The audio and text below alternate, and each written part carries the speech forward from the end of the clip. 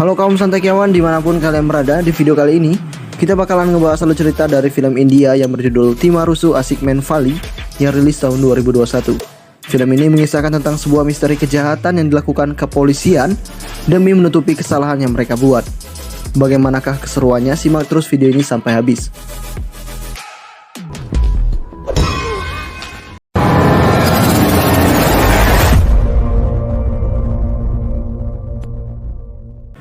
Film diawali dengan memperlihatkan sebuah percakapan antara dua orang, yang satunya aparat dan satunya anak buahnya. Di percakapan itu terdengar bahwa si aparat itu menyuruh anak buahnya untuk membakar mayat seseorang yang meninggal akibat perkelahian. Sejauh ini sudah ada 11 mayat yang telah mereka lenyapkan, tapi tak disangka ada seseorang yang merekam kejadian tersebut. Ternyata orang yang merekam kejadian tersebut adalah anak buah si aparat itu sendiri. Bisa dibilang si boy ini berkhianat. Video itu pun dilihat oleh seorang pria lain yang juga merupakan rekannya si boy. Sebut saja Arafin, seorang informan polisi baik. Di sana Arafin telah menyalin video itu ke kartu memori sambil menyuruh si boy untuk mengadukan hal ini kepada komisaris polisi. Tapi tiba-tiba ada orang yang menelponnya. Hingga ketika Arafin berlalu pergi dengan taksinya, terlihat seorang pria mengikutinya dari belakang dan kemudian menghabisi Arafin dengan kejam di tengah hujan deras.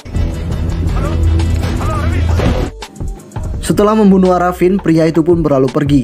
Namun ia tak sengaja menabrak seorang pria yang bernama Vasu. Vasu yang terjatuh secara tak sengaja melihat aliran darah yang keluar dari dalam taksi, yang merupakan darahnya Arafin. Dengan kejadian itu, Vasu pun melaporkannya kepada kepolisian. Namun sayang, polisi yang tahu kalau Vasu pernah berkelahi dengan pelanggan bar tempat ia bekerja, polisi pun memeriksa jok motornya Vasu. Ternyata ada sebuah pisau di sana. Alhasil Vasu pun dijadikan tersangka. Vasu pun mendekam di penjara dengan hukuman yang sangat berat. 8 tahun kemudian, kita diperkenalkan dengan seorang pengacara yang bernama Ram. Ram adalah seorang pengacara yang cerdas tapi juga mudah diperdaya karena kebaikannya. Ram yang tak kunjung diamanahkan sebuah kasus oleh bosnya, akhirnya bertemu dengan sebuah kasus selebritis. Tapi ternyata itu bukan selebritis film, tapi seleb TikTok. Terpaksa Ram pun meninggalkan pemuda halu itu. Ram yang kebingungan akhirnya menerima telepon dari pacarnya yang mengatakan kalau organisasi Raw tengah mencari pengacara. Tanpa pikir panjang, keesokan paginya Ram pun bergegas ke sana. Di sana terdapat banyak sekali yang mengikuti seleksi untuk bergabung di organisasi Raw, yaitu organisasi yang bersih yang senantiasa menegakkan keadilan tanpa memandang miskin atau kaya. Di seleksi tahap pertama, Ram berhasil memukau pimpinan Raw. Di tahap kedua, lagi-lagi Ram juga melakukan hal yang sama, hingga pada akhirnya Ram pun terpilih menjadi pengacara di organisasi Raw, sekantor dengan pacarnya. Di sana Ram juga diperkenalkan dengan asistennya yang bernama Sudakar. Kasus pertama yang akan dihadapi Ram adalah kasus pembunuhan Arafin 8 tahun yang lalu. Yang tersangkanya adalah pria kampung yang bernama Vasu. Keesokan harinya Ram beserta rombongan pergi ke desanya Vasu untuk mencari tahu apa yang sebenarnya terjadi. Karena kini Vasu sudah bebas. Sesampainya di sana, Ram bertemu dengan ibunya Vasu yang merupakan seorang guru. Meskipun awalnya kaget, Ram pun mengatakan jika dirinya adalah pengacara dari organisasi Raw yang diminta atasannya untuk kesini karena ibunya Vasu seringkali menulis surat keluhan kepada organisasi Raw itu. Beberapa menit kemudian Vasu pun tiba di sana. Tapi sayang, Vasu malah mengusir Ram dan kawan-kawan, yang kemudian membuat ibunya Vasu menenangkannya.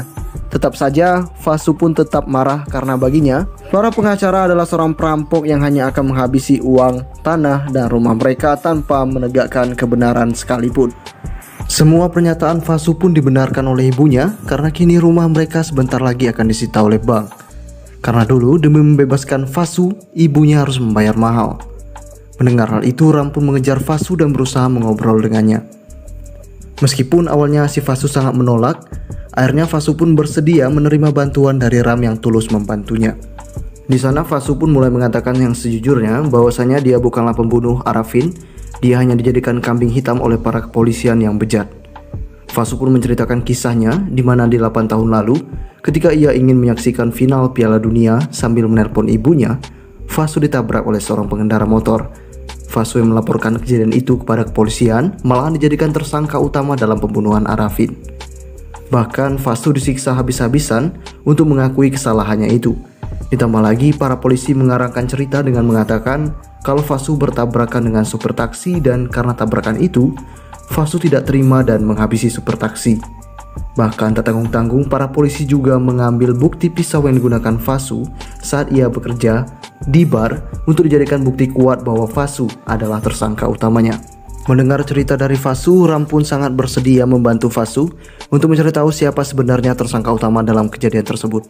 Keesokan paginya saat berada di kantor Rau, Ram pun menjelaskan kalau Fasu telah dijebak oleh kepolisian dalam kasus pembunuhan 8 tahun lalu. Dan tak cuma itu, Ram pun dengan tegas mengatakan kalau ia akan membuka kasus ini kembali untuk mencari tahu apa yang sebenarnya terjadi. Dengan sedikit ragu, pimpinan Rau pun setuju dengan rencana Ram, karena jika seandainya Ram berhasil memenangkan kasus ini, maka secara tidak langsung organisasi Rau mendapatkan kepercayaan penuh dari masyarakat sekitar.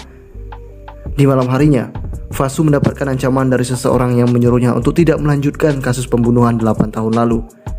Alhasil, saat Fasu menemui Ram, Fasu pun meminta untuk berhenti melanjutkan kasusnya. Tapi dengan cara yang unik, Ram pun berhasil meyakinkan Fasu kalau dicap sebagai seorang pembunuh akan membuat hidupnya hancur. Fasu pun luluh dan mau melanjutkan kasus lamanya itu.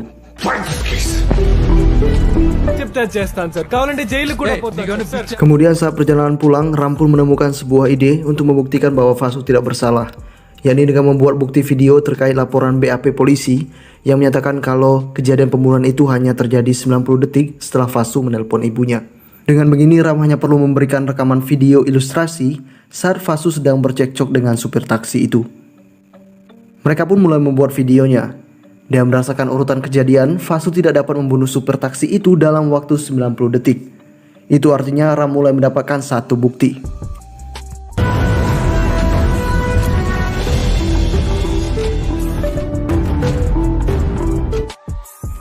Sehingga di keesokan harinya, Ram pun dengan yang lain bergegas menemui atasan untuk memberikan video itu.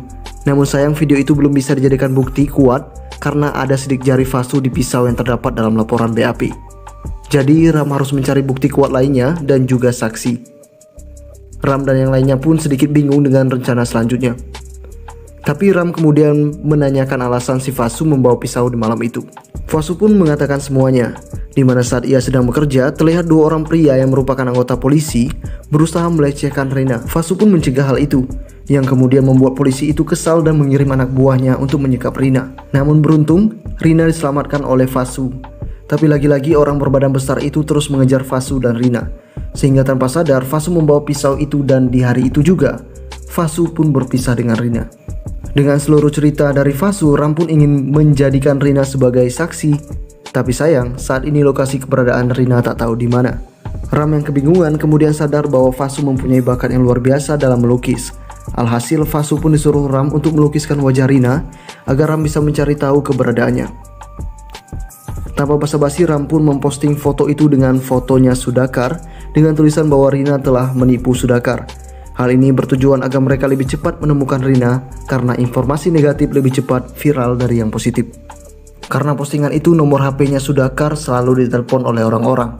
Sementara setelah itu, Ram pun bertemu dengan Murti, salah satu pengacara terkemuka. Di sana Murti menyarankan kepada Ram untuk tidak melanjutkan kasus ini karena Ram telah dibodohi oleh Fasu sambil memberikan sebuah surat. Surat itu tak lain adalah bukti pengakuan Fasu kalau ia bersalah dan mohon untuk dibebaskan. Melihat surat itu, Ram pun jadi emosi dan bergegas menemui Fasu dan menghubunginya.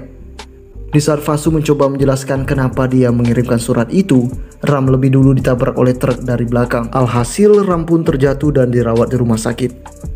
Beberapa lama kemudian, Fasu pun datang untuk meminta maaf pada Ram karena surat yang ia buat dahulu hanyalah semata-mata karena dalam kondisi tertekan, yakni karena ibunya sedang sakit. Bisa dibilang si Fasu hanya meminta waktu sebentar untuk menjenguk ibunya. Di sela-sela obrolan itu, Sudakar menerima telepon dari seseorang yang tak lain adalah Rina yang marah karena postingan yang menggambarkan wajahnya. Dengan begini, Fasu pun akhirnya tahu di mana lokasinya Rina berada. Tanpa pikir panjang, Fasu pun mendatangi kediaman Rina. Tapi sayang, setelah panjang lebar Fasu meminta bantuan, Rina yang telah menjadi ibu rumah tangga tidak mau terlibat dengan hukum, sambil meminta maaf kepada Fasu kalau ia tidak bisa membantunya. Fasu pun pulang dengan keputusasaan sambil memberitahu Ram bahwasanya Rina tidak ingin jadi saksi. Setelah itu tak diduga Fasu pun ditangkap polisi karena diduga melakukan pembunuhan terhadap Rina. Karena menurut informasi, Fasu adalah orang yang terakhir yang menemui Rina. Beruntung, Ram dengan cepat pergi ke sana dan memberikan bukti kalau Fasu tidak bersalah dengan melihat rekaman CCTV yang ada di penanya Fasu.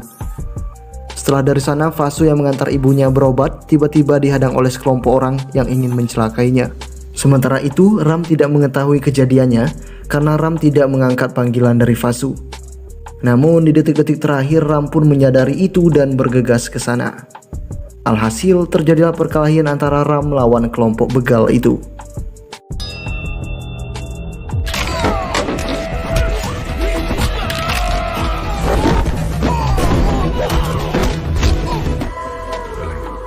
Setelah kejadian itu, Ram semakin yakin ada yang sengaja ingin menghabisi Fasu dan juga dirinya. Tanpa basa-basi, Ram mulai menyusun strategi demi mencari dalang di balik semua ini. Rencana awal yaitu dengan mencari koran lama dengan berita heboh 8 tahun lalu, tepatnya di hari yang sama terjadinya kasus ini. Dengan dibantu oleh Sudakar, mereka pun mulai mencari informasi dari koran lama itu. Hingga pada akhirnya, ada salah satu kejadian kecelakaan mobil produksi di jam 1.15, 1.20 dini hari, tepatnya di Madapur. Dan kebetulan mobil itu terlebih dahulu melewati Gang Ciboli yang merupakan tempat terjadinya peristiwa pembunuhan supir taksi. Jadi bisa dibilang mungkin saja supir mobil produksi yang kecelakaan itu melihat kejadian pembunuhan supir taksi. Tanpa pikir panjang, Ram dan Sudakar bergegas mencari supir mobil produksi yang kecelakaan itu dengan segenap jiwa dan raga. Akhirnya mereka bisa menemukan supir itu. Di sana supir mobil produksi menjelaskan bahwa ia tidak melihat kejadian pembunuhan, tapi satu keanehan yang ada dalam hari itu, yaitu ada seorang pria hitam gemuk yang menumpang di mobilnya dengan penuh ketakutan. Dan ternyata orang hitam itu melihat kejadian pembunuhan supir taksi di malam sunyi. Mendengar kisah itu, Ram pun menyuruh supir untuk mengingat wajahnya. Tapi sayang karena kejadian sudah lama, supir itu tidak bisa mengingatnya sama sekali. Karena kebingungan siapa sebenarnya pria hitam yang dimaksud, Ram pun mulai kepikiran sebuah ide, yakni dengan melacak riwayat panggilan yang terjadi di malam itu. Karena sesuai informasi, pria hitam sempat menelpon temannya. Tanpa basa-basi, Ram dan kawan-kawan mulai memeriksa satu persatu nomor telepon dan menseleksinya dengan hati-hati. Hingga pada akhirnya mereka berhasil menemukan siapa pria hitam itu. Di keesokan paginya, Ram dan pacarnya menemui pria hitam. Di sana pria hitam mengatakan kalau di malam itu ia tak sengaja melihat sebuah kejadian pembunuhan. Karena itu ia pun merekamnya di ponsel. Tapi sayang dia harus ketahuan dan dikejar-kejar yang kemudian membuatnya berlari ketakutan. Sekarang belum sempat pria hitam itu memberikan rekaman video yang dimaksud, para polisi pun datang dan menangkap pria itu dengan alasan pria hitam itu telah melecehkan pacarnya. Mau tidak mau Ram terima dengan keputusan itu. Keesokan harinya Ram yang bingung kenapa para polisi bisa tahu keberadaan pria hitam itu, lantas mendapatkan sebuah jawaban di mana ternyata pacarnya sendirilah yang telah membocorkan lokasi kepada para polisi. Karena pacarnya takut terjadi apa-apa dengan si Ram. Kemudian di persidangan Ram pun belum dapat membuktikan apapun. Tapi beruntung Ram masih diberi waktu untuk mencari bukti-bukti yang lebih akurat oleh hakim.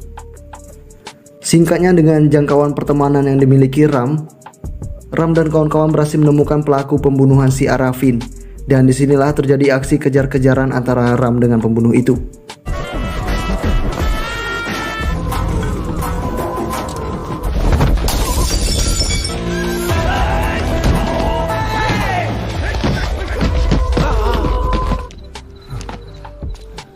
Setelah berhasil melumpuhkannya, pembunuh yang bernama Suri itu ternyata bukanlah pembunuh yang sebenarnya. Karena ia mengaku hanya berusaha merampok saja dan sedikit menusuk, tapi tidak sampai membunuh. Tak cuma itu, Suri juga mengatakan kalau dia adalah orang suruhan kepolisian. Dan dulu, Suri ditelantarkan dan sempat masuk di rumah sakit jiwa agar pengakuan pembunuhan dari orang ini tidak bisa diproses oleh hukuman karena orang ini gila. Keesokan paginya Ram pun mencari informasi lebih lanjut hingga pada akhirnya Ram berhasil mendapatkan kiriman video pembunuhan dari pacarnya. Wah, sudah mulai akur ya. Di dalam video itu Ram melihat ada pelaku lain yang bukanlah Suri. Sudah jelas itu adalah pembunuh yang asli. Tanpa basa-basi, Ram pun bernegosiasi dengan si pembunuh melalui nomor telepon yang berhasil Ram lacak. Di dalam percakapan itu, Ram meminta si pembunuh untuk datang mengambil barang bukti video dengan menukarkannya dengan sejumlah uang. Tibalah di hari perjanjian itu. Di malam harinya terlihat ada pria berjubah yang datang menghampiri Fasu. Sesuai dugaan, pria itulah pembunuh sebenarnya. Di sana Fasu menukarkan barang bukti dengan koper yang berisi uang dan segera pergi membuntutinya. Tapi sayang, pria berjubah itu memanggil pasukannya sehingga kini terdapat pria dengan pakaian tertutup yang sangat banyak. Ram dan kawan-kawan mulai kebingungan. Alhasil mereka yang terus membuntuti satu orang, ternyata orang itu bukanlah yang mereka cari. Sementara tas yang berisi barang bukti sudah dibawa drone. Dan inilah pembunuh yang asli. Namun sayang, si pembunuh yang mengira kalau itu barang bukti sudah tertangkap basah. Karena ternyata itu adalah kamera yang sengaja dipasang oleh Ram untuk mencari tahu siapa sebenarnya orang pembunuh itu. Akhirnya orang yang bernama Fali yang merupakan pensiunan polisi pun tertangkap. Singkatnya, di persidangan Ram pun mulai mengatakan semuanya. Mulai dari Arafin yang sebenarnya adalah kakak kandungnya sendiri, kemudian si Fali yang menyuruh anak buahnya untuk menghabisi Arafin, dan terakhir pengacara Murti dan polisi Bupati Raju yang telah bersekongkol. Alhasil persidangan ditutup dengan kemenangan Ram, di mana pensiunan polisi Fali dijatuhi hukuman mati, pengacara Murti dikeluarkan dari pengadilan, dan Bupati Raju yang diberhentikan dari kepolisian. Dan film pun selesai. Oke guys, itulah tadi alur cerita dari film Timarusu Asik Men Fali, dan sampai jumpa lagi di video selanjutnya.